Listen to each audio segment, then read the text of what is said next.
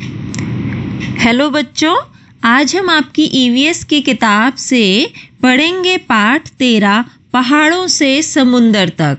तो इसका मतलब हुआ आज हम पहाड़ों से समुंदर तक की यात्रा करेंगे।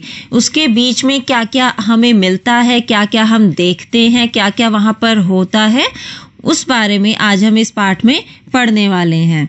तो हम शुरू करते हैं हमारे पाठ को। नदी के चित्र को ध्यान से देखो और नीचे दिए गए शब्दों को पढ़ो। अब सबसे पहले क्या आपको करना है, ये जो चित्र दिया हुआ है इसको आपको ध्यान से देखना है। अब देखो इसमें हमें क्या क्या देखने को मिल रहा है। पहाड़, बहुत सारे पेड़, पशु पक्षी, मछलियाँ, जहाज, बड़ी बड़ी इमारतें, नदियाँ और फैक्ट्री, ये सब हमने देखा है। अब हमें इसके लिए कुछ यहाँ पर नीचे शब्द भी दिए हुए हैं। अब हम इन शब्दों को पढ़ते हैं। नाव, बहता पानी, नीला, मछलियाँ, पानी के पौधे, नदी, बड़ा जहाज, तेल, नदी के किनारे, बदबू, फैक्ट्रियाँ, जानवर, कपड़े धोना, दूसरे काम, बदलाव, शहर। अब हमको कहा है कि चित्र और शब्दों की मदद से एक कहानी लिखो। अपनी कहानी के लिए कोई नाम भी सोचो। अब आपको क्या करना है, इस चित्र को देखते हुए और ये जो आपको चित्र के नीचे शब्द दिए हुए हैं, इन शब्दों का इस्तेमाल करते हुए आपको अपने शब्दों में एक कहानी लिखनी है और उस कहानी को एक नाम भी देना है। तो सबसे पहले मैं आपको कहानी का नाम बताती हूँ, जो कि है सुंदर नदी का बदलता हुआ रूप। अब हम अपनी कहानी शुरू करते हैं। बहुत समय पहले की बात है, एक सुंदर सी नदी थी। उस नदी का पानी बिल्कुल साफ एवं नीले रंग का था। बहुत सारी मछलियाँ उस नदी में परिवार के साथ रहती थी। नदी में कुछ पौधे भी थे जो काफी सूखी थे। कुछ दिन बाद नदी के किनारे एक फैक्ट्री बनाई गई। फैक्ट्री के कारण नदी के किनारे धीरे धीरे लोग रहने लगे तथा कुछ दिनों के बाद एक शहर बस गया। फैक्ट्री में सामानों को पहुंचाने के लिए जहाज भी आने लगे। कभी कभी जहाज से तेल चूने लगता था जो कि नदी में फैल गया। कई लोग नदी में अपने कपड़े, बर्तन आदि भी धोने लगे। लोग अपने पालतू जानवरों को भी नदी में ही धोने लगे। घरों से निकलने वाला गंदा पानी नदी में गिराया जाने लगा। फैक्ट्री से निकलने वाला कचरा भी लोग नदी में ही गिराने लगे। इन गंदगियों ने नदी को हमेशा के लिए बदल दिया। इसका मतलब हमारी सुंदर नदी का रूप बदल गया और अब वह नदी एक सुंदर नदी नहीं रह गई थी। तो हमारी ये कहानी जो है हमने पूरी करी। अब आगे हमारे कुछ सवाल हैं जिनका कि हमें जवाब देना है। फिर से चित्र को देखो और नीचे दिए गए प्रश्नों के उत्तर लिखो। तो पहला प्रश्न है, जहाँ से नदी निकलना शुरू हो रही है वहाँ पानी का रंग कैसा है? तो हमने चित्र में देखा कि जहाँ से नदी निकलना शुरू हो रही है वहाँ पानी का कोई रंग नहीं है, अर्थात रंगहीन है, परंतु दूर से देखने पर वह नीला दिखता है। अब है हमारा दूसरा सवाल, नदी में मछलियाँ कहीं ज़्यादा है, कहीं कम, कहीं कहीं तो मछलियाँ मरी हुई हैं। ऐसा क्यों हुआ होगा? चर्चा करो। तो जहाँ पर बस्तियाँ नहीं हैं वहाँ नदी का पानी साफ है, जिसके कारण वहाँ पर मछलियाँ ज़्यादा हैं। परंतु जहाँ पर बस्तियाँ हैं वहाँ पर लोगों द्वारा फेंके गए कचरों के कारण नदी का पानी गंदा हो गया है और इसी कारण वहाँ या तो कम मछलियाँ हैं या फिर जो मछलियाँ हैं वह मरी हुई हैं। अब है हमारा तीसरा सवाल, गांव में पहुंचने से पहले नदी में क्या क्या दिखाई दे रहा है? गांव में पहुंचने से पहले नदी में बहुत सारी मछलियां दिखाई दे रही हैं। आप चित्र में देख ही रहे हो यहाँ पे। तो गांव में जब तक ये नहीं, जहाँ पे इमारतें और ये फैक्ट्री बनी है, वहां पर पहुंचने से पहले पानी में देखो हमें कितनी सारी मछलियां दिख रही हैं और पानी भी हमें कितना अच्छा दिखाई दे रहा है। तो यही इसका जवाब है कि गांव में या फिर बस्ती में पहुंचने से पहले नदी में हमें बहुत सारी मछलियां दिखाई दे रही हैं। अब है अगला सवाल, नदी के पानी का रंग कहाँ कहाँ बदला, यह क्यों बदला, चर्चा करो। इसका जवाब है नदी के पानी का रंग बस्तियों तथा फैक्ट्रियों के पास बदल गया है। बस्ती के पास लोगों के घरों से निकलने वाले कचरे तथा फैक्ट्री से निकलने वाले कचरे को नदी में गिराने के कारण नदी के पानी का रंग बदल गया है। अब है हमारा अगला सवाल, चित्र में दिखाई गई जगहों में से तुम किस जगह रहना पसंद करोगे, क्यों। तो आपको चित्र में देखना है, आपको चित्र में दिखाई दे रहा है या फिर हम लोग देखते ही हैं या फिर सोचते ही हैं कि जहाँ पे साफ सुथरा होगा, जहाँ पे हवा भी जो है हमारी स्वच्छ होगी, पानी स्वच्छ होगा, सभी लोग वहाँ पर ही रहना पसंद करते हैं। तो चित्र में भी हमें जो साफ जगह दिख रही है हम वहीं रहना पसंद करेंगे। तो इसका जवाब है मैं चित्र में दिखाई गई जगहों में गांव के पास नदी किनारे रहना पसंद करूंगी, क्योंकि वहां पर नदी का पानी साफ है एवं गांव भी है। तो अब हम बढ़ते हैं हमारे अगले सवाल की तरफ। चित्र में जो कुछ हो रहा है उसमें क्या तुम कुछ बदलना चाहोगे, क्या और कैसे, चर्चा करो। तो हम क्या बदलना चाहेंगे उस बारे में हम यहाँ पे बात करेंगे। तो मैं नदी में से कचरों को साफ करवाना चाहूंगी और चाहूंगी कि नदी में और कचरा ना गिरे, क्योंकि हमें चित्र में यही दिख रहा है कि नदी में बहुत कचरा गिरने की वजह से या फिर वहाँ पे गंदा पानी जाने की वजह से पानी बहुत गंदा हो गया है। तो हम इसमें यही बदलाव करेंगे कि पानी गंदा ना हो, और पानी गंदा ना हो इसके लिए हमें क्या करना पड़ेगा कि उस नदी में कचरा ना गिरे। नदी में और कचरा ना गिरने के लिए नदी में गिरने वाले गंदे पानी को साफ करने के बाद नदी में गिरने देना चाहिए। अब है हमारा अगला सवाल, क्या तुमने लोगों को विभिन्न चीजें नदियों या जलाशयों में डालते देखा है? तो हाँ, मैंने कई बार लोगों को नदियों में चीज़ों को डालते हुए देखा है, अलग अलग तरह की चीज़ों को डालते हुए देखा है। कई लोग क्या करते हैं, घर में जो भी उनका पूजा का सामान होता है उसको नदियों में डाल देते हैं, या फिर कई लोग जो फैक्ट्री का कचरा होता है या अपने घर का कचरा होता है उसको नदियों में डाल देते हैं। तो मैंने ये देखा हुआ है। अगर आपने भी यह देखा है तो आपने इसको जो देखा है आप वो यहाँ पर लिखेंगे। अब कहा है कि अगला सवाल, नदियों को साफ रखने के लिए क्या क्या किया जा सकता है? तो नदियों को साफ रखने के लिए हम क्या कर सकते हैं?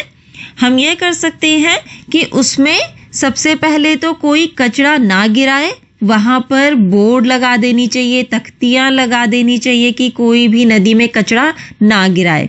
उसके बाद यदि कोई नदी में पानी जा रहा है तो उस पानी को नदी में गिराने से पहले उसको साफ कर दिया जाए ताकि नदी का पानी उससे गंदा ना हो। हमारा अगला सवाल है, अगर तुम्हें पानी पीना हो तो नदी के कौन से हिस्से का पानी पीना चाहोगे, क्यों? अगर मुझे पानी पीना हो तो नदी जहाँ से निकलती है, यानी कि आप देख रहे हो पहाड़ों के पास से जहाँ से नदी निकलना शुरू हो रही है, मैं उस हिस्से का पानी पीना चाहूंगी, क्यों? क्योंकि हमें देखो वहीं का पानी सबसे साफ और स्वच्छ देखने में लग रहा है। अब है अगला सवाल, चित्र के आखिर में नदी समुद्र में मिल गई। क्या तुमने कभी समुद्र देखा है? कहाँ? फिल्म में या और कहीं? तो मैंने समुद्र को देखा है और मैंने जो समुद्र देखा है वो मैंने मुंबई में देखा है। लेकिन आपने समुद्र कहाँ देखा है वह आप यहाँ पर लिखेंगे। अगर आपने फिल्म में, टेलीविजन में देखा है तो आप वो लिखेंगे, या फिर आपने अगर सामने पर समुद्र को देखा है तो आप उस जगह का नाम यहाँ पर लिखेंगे। अब है अगला सवाल, क्या तुम कभी किसी नदी या समुद्र के पास गए हो और कब? तो यदि आप किसी नदी या समुद्र के पास गए हो तो आप उसका जवाब लिखेंगे हाँ, और कब गए थे वो आप यहाँ पर लिखेंगे। जैसे कि मैंने इसका जवाब लिखा है कि हाँ, मैं किसी समुद्र या नदी के पास गई हूँ और मैंने ये पिछले वर्ष जब मैं मुंबई गई थी तो समुद्र के किनारे भी मैं गई थी वहां पर। अब है अगला सवाल, अपने हाथों से करके दिखाओ कि समुद्र की लहरें कैसे उठती हैं। तो आप सभी ने अगर सामने पे जिसने समुद्र या नदी देखा है तो उसको तो पता ही होगा कि लहरें कैसे ऊपर नीचे उठती हैं। जिसने सामने पर नहीं देखा तो टीवी पर तो जरूर ही देखा होगा कि समुद्र की लहरें किस तरह से हिलती हैं, ऊपर नीचे उठती हैं। तो आपको उसी तरह से अपने हाथों को भी हिलाना है और इस क्रिया को करना है। अब हमारा अगला सवाल है, क्या समुद्र का पानी पिया जा सकता है और क्यों? तो आप सभी ने वैसे पहले सुना भी होगा और आप सभी को पता भी होगा कि समुद्र का पानी हम लोग नहीं पी सकते। क्यों नहीं पी सकते? इसका कारण यह है कि समुद्र का जो पानी है वह बहुत ही कठोर तथा खारा होता है। खारा मतलब नमकीन होता है, जो कि हमारे पीने योग्य नहीं होता। अब है हमारा अगला सवाल, क्या पूरे साल में नदी, तालाब और झरनों के पानी में कुछ बदलाव होते हैं? किस तरह के बदलाव होते हैं चर्चा करो। तो हाँ, पूरे साल नदी, तालाब और झरनों के पानी में कुछ न कुछ बदलाव होते रहते हैं। नदी और तालाब का जो पानी होता है उसमें बरसात में अलग स्तर होता है, गर्मियों में अलग स्तर होता है और ठंडियों के दिनों में अलग स्तर हमें देखने को पाया जाता है। अब हमारा अगला सवाल है, बरसात के मौसम में जितना पानी तालाब या नदी में होता है क्या उतना ही पानी गर्मी के दिनों में भी रहता है? तो इसका जवाब है नहीं। क्यों? क्योंकि बरसात के मौसम में क्या होता है, जो बारिश का पानी है वह भी समुद्र या नदी में गिरता है, जिससे कि उसका जल स्तर ज्यादा हो जाता है। लेकिन गर्मियों के दिनों में गर्मी के कारण जो सूर्य है वो पानी को सोख लेता है और नदी या तालाब का जल स्तर कम हो जाता है। अब है हमारा अगला सवाल, अपने गांव या शहर के आसपास की नदी, झील या तालाब के बारे में जानकारी इकट्ठी करो। अब आप जहां भी रहते हो उसके आसपास कोई नदी या तालाब होगा ही, जरूर होगा। आपको क्या करना है, वहां पर जाकर देखना है और उसके बारे में कुछ जानकारी इकट्ठी करनी है। तो वो जानकारी क्या है? उस जानकारी का जो पहला सवाल है वह यह है, क्या उसके पानी में सर्दी, गर्मी या बरसात के महीनों में कुछ बदलाव होते हैं? तो जहां मैं रहती हूं, मैंने अपने पास के एक तालाब में जाकर ये जानकारी पूरी करी। तो मैंने वहां पर देखा कि वहां पर जो है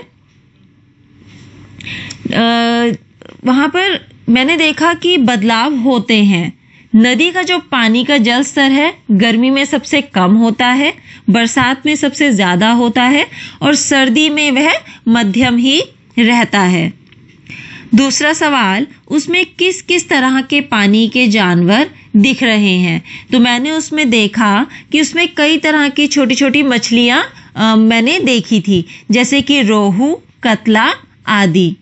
अब उसमें थोड़ी बहुत कुछ मात्रा में बड़ी तथा कुछ छोटी मछलियां भी मैंने देखी थी। अब अगला सवाल है, उसके आसपास किस तरह के पेड़ पौधे उगते हैं? तो नदियों, झील या तालाब के आसपास मुख्य रूप से घास तथा झाड़ियां ही उगी होती हैं। इसके अलावा कुछ बड़े पेड़ भी उगे होते हैं। तो आपके आसपास जो भी नदी या तालाब है, आपको वहां पर जाके देखना है कि उसके आसपास भी ऐसा ही है या फिर नहीं है।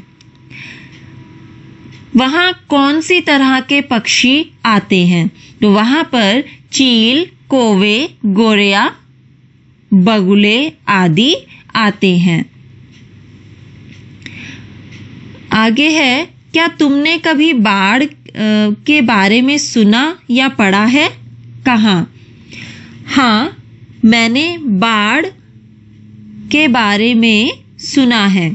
आप लोगों ने भी सुना ही होगा बाढ़ के बारे में, या तो आपने अपने घर के बड़ों से सुना होगा बाढ़ के बारे में, और या फिर आपने कई बार टेलीविजन में, समाचार में सुना होगा।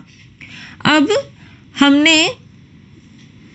हमें पूछा है कि तुमने बाढ़ के बारे में सुना या पढ़ा कहाँ? तो वो मैंने आपको बता ही दिया है कि आपने कहाँ सुना। अब हमें पूछा है कि किस जगह के बारे में ये सुना है। तो मैंने बिहार के राज्य के दरभंगा और मधेपुरा जिलों में आई बाढ़ के बारे में पढ़ा है, जो कि आपने भी सुना ही होगा। जो बिहार का जो राज्य जो दरभंगा है, वहां पर काफी बाढ़ आई थी। तो उस बारे में मैंने ये टेलीविजन में, समाचार में सुना था। तो आपने भी इसके बारे में सुना ही होगा। अगर आपने किसी और जगह की बाढ़ के बारे में सुना है तो वो आप यहाँ पर लिखेंगे, और कहाँ सुना वो भी आप यहाँ पर लिखेंगे। जब बाढ़ आती है तब क्या होता है? वैसे तो आप सभी को पता ही होगा जब बाढ़ आती है तो क्या होता है, पर मैं आपको इसका जवाब बताती हूँ। जब बाढ़ आती है तो नदियों का पानी उसके तटबंधों से बाहर आकर खेतों, गांव तथा शहरों में फैल जाता है, जिससे फसलें, घर आदि डूब जाते हैं तथा काफी नुकसान होता है। अब हमारा अगला सवाल है, क्या तुमने नदी या तालाब में गंदा पानी देखा है? किस जगह? हाँ, मैंने नदी या तालाब में गंदा पानी देखा है, क्योंकि हमें आप देखोगे कि अधिकतर जब भी हम तालाब देखते हैं या फिर नदियां देखते हैं तो वह जो है उसमें अधिकतर गंदा पानी ही हमें देखने को मिलता है। क्यों मिलता है? क्योंकि उसमें लोग अपना गंदा पानी डाल देते हैं या फिर कचरा डाल देते हैं। तो आप कभी भी देखना, आपके आसपास या फिर कभी आप जाते हो रास्ते में, आपको कोई नदी या तालाब दिखेगा तो आप उसको ध्यान से देखिएगा। वो हमेशा होता है, अधिकतर देखने को होता है कि वह गंदा ही पाया जाता है। अब है हमारा अगला सवाल, तुम कैसे जानोगे कि पानी गंदा है? अगर पानी देखने में साफ हो तो क्या यह जरूरी है कि वह पीने के लिए भी ठीक होगा? चर्चा करो। तो सबसे पहले हम ये इसका जवाब देंगे कि हम कैसे जानेंगे कि पानी गंदा है। तो यदि पानी जो है गंदा होगा तो वो देखने में गंदा दिखेगा। इसका मतलब हुआ कि वह मटमैले रंग का होगा और उससे गंदी बदबू भी आती रहती है। तो गंदी बदबू के कारण और उसके मटमैले रंग के कारण हमें पता चल जाता है कि यह पानी गंदा है। अब पूछा है कि अगर पानी देखने में साफ हो तो क्या यह जरूरी है कि वह पीने के लिए भी ठीक होगा? तो इसका जवाब है, यदि पानी दिखने में साफ हो तो यह जरूरी नहीं है कि वह पीने के लिए ठीक होगा। वह पानी जो दिखने में साफ लग रहा है लेकिन उसमें कीटाणु हो सकते हैं, उसे पीना स्वास्थ्य के लिए हानिकारक हो सकता है। अब हम आगे बढ़ते हैं। पानी गंदा कैसे हो जाता है? तुमने चित्र में देखा कि जहां जहां से नदियां बहती गई वहां वहां किनारे पर बसे हुए गांव और शहरों के लोगों ने नदी के पानी का अलग अलग तरह से उपयोग किया, जैसे कपड़े धोना, जानवरों को नहलाना और बर्तन धोना। इन सब के कारण नदी शुरू में जैसी थी वैसी नहीं रही। नदी का पानी जैसे जैसे शुरुआत से आगे बढ़ा वैसे वैसे लगातार बदलता रहा। ऐसे ही कारणों से तालाबों और झीलों का पानी भी गंदा हो सकता है। तुम जो पानी पीते हो वह कहाँ से आता है? तो आपने देखा होगा कि गाँव में जो लोग हैं वो हैंडपंप से पानी निकाल के पीते हैं। शहरों में क्या होता है कि नलकों में पानी आता है। तो मैं यहाँ पे अपने बारे में बात करूँगी। आपके यहाँ पर जो आप पानी पीते हो वह कहाँ से आता है, आप अपने माता पिता से पूछकर इस सवाल का जवाब लिखेंगे। तो मैं यहाँ पर हमारे घर में जो पानी आता है मैं उसके बारे में लिखूँगी। हम जो पानी पीते हैं वह नदी या तालाब से पाइप द्वारा हमारे घरों तक आता है। अब हमें पूछा है, क्या उस तालाब या नदी के साथ भी वही हो सकता है जो हमारे चित्र की नदी के साथ हुआ है? तो हाँ, उस तालाब या नदी के साथ भी वही हो सकता है जो हमारे चित्र की नदी के साथ हुआ है। अब है हमारा अगला विषय जिसमें कि कहा है करके देखें। तो करके देखें मतलब ये सिर्फ पढ़ना नहीं है, आपको यह करना है। तो इस गतिविधि के लिए हमें कुछ सामान घर से लाना होगा। तुम्हारी रसोई में यह सब चीज़ें मिल जाएंगी। अब आपको क्या करना है, अपनी रसोई में जाना है और जो जो सामान यहाँ पर लिखा है आपको वह सब सामान लेना है। तो सबसे पहले आप लेंगे नमक, चीनी, हल्दी, आटा, खाने का सोडा और दाल। और इन सब चीज की मात्रा कितनी होनी चाहिए? सिर्फ आधा चम्मच। अब इसके बाद आप नींबू का रस, साबुन का पानी, शरबत, तेल, ये चीजें लेंगे और इसकी मात्रा होनी चाहिए लगभग 1 चम्मच। अब इसके बाद आपको करना है 5 या 6 गिलास लेने हैं। अगर गिलास नहीं लेते तो आप बोतल भी ले सकते हो। अब आपको इन सब चीज़ों का करना क्या है वो हम पढ़ते हैं। अब तुम्हें क्या करना है, सभी गिलासों या बोतलों को पानी से आधा भर लो। ध्यान रहे सब में बराबर पानी हो। आपको क्या करना है, आपने गिलास या बोतल जो भी लिया है आपको उसको आधा पानी से भर देना है। और एक चीज का ध्यान रखना है कि सब में पानी बराबर होना चाहिए। अब हर बर्तन में एक एक चीज डालो। जैसे एक बर्तन में हल्दी, दूसरे में तेल, तीसरे में खाने का सोडा। तो जितनी भी चीजें हैं तो आपको सब में एक एक चीज डालनी है। हर चीज को पानी में अच्छी तरह से मिलाओ और देखो क्या होता है। अब आपको क्या करना है, सारी चीज़ों को जैसे कि जिस पानी में आपने हल्दी मिलाई है तो उस पानी में आप हल्दी को मिलाएंगे, जिसमें आपने नमक डाला है उसमें आप नमक मिलाएंगे, जिसमें आपने चीनी डाली है उसमें चीनी मिलाएंगे। तो इन सारी चीज़ों को अलग अलग गिलासों और अलग अलग बोतलों में अच्छे तरीके से मिलाना है और उसके बाद आपको देखना है कि क्या होता है। और उसके बाद आपको ये तालिका पूरी करनी है। और तालिका में हमें क्या करना है, तुमने क्या देखा, सही जगह पर सही का निशान लगाओ। तो हमें इस तालिका में देखो 5 स्तंभ दिए हैं जिसमें कि सबसे पहले चीजें लिखी हैं। कौन सी चीजें? जो कि हमने किचन से ली थी, हमारे रसोई घर से ली थी। फिर आपको बताना है कि वो चीज पानी में घुली या फिर पानी में नहीं घुला। उसके बाद पानी का रंग बदला या फिर पानी का रंग नहीं बदला। तो जैसे कि हमने सबसे पहले चीनी को जब पानी में घुलाया, मिलाया, तो हमने देखा कि चीनी पानी में घुल गई। उसके बाद इसका मतलब हुआ हमें पानी में घुला पर सही का निशान लगाना है। और हमें यह देखना है कि पानी का रंग बदला या फिर नहीं बदला। तो हमने देखा कि पानी का रंग नहीं बदला। अब हम नमक के लिए देखते हैं। तो नमक के लिए हम पानी में घुला पर सही का निशान लगाएंगे और पानी का रंग नहीं बदला पर सही का निशान लगाएंगे। फिर है नींबू का रस। तो नींबू का रस में हम पानी में घुला पर सही का निशान लगाएंगे और रंग नहीं बदला पर सही का निशान लगाएंगे। फिर है हल्दी। तो हल्दी पर हम पानी में घुला पर निशान लगाएंगे और पानी का रंग बदला पर निशान लगाएंगे। फिर है साबुन का पानी।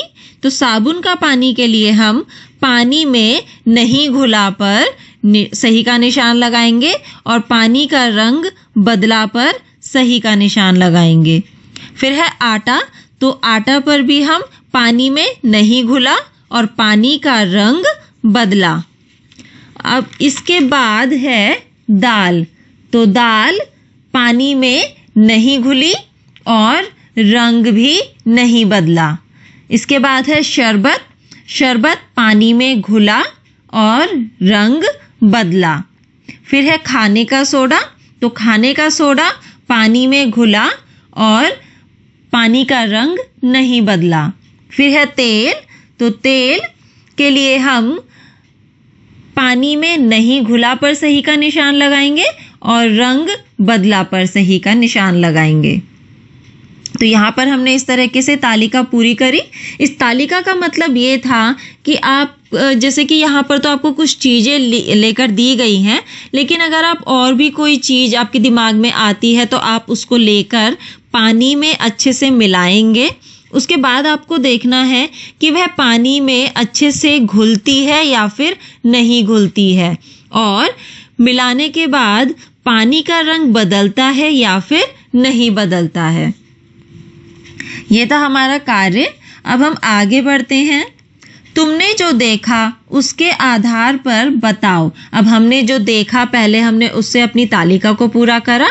अब आपको उससे कुछ सवालों के जवाब देने हैं। क्या सभी चीज़ें पानी में घुल जाती हैं? तो हमने देखा है कि इस तालिका में हमने देखा कि कुछ चीज़ें ऐसी थी जो कि पानी में नहीं घुल रही थी। तो इसका जवाब है नहीं, सभी चीज़ें पानी में नहीं घुलती हैं। अब अगला सवाल है, क्या पानी का रंग हमेशा बदलता है? तो वो भी हमने देखा कि नहीं, पानी का रंग हमेशा नहीं बदलता है।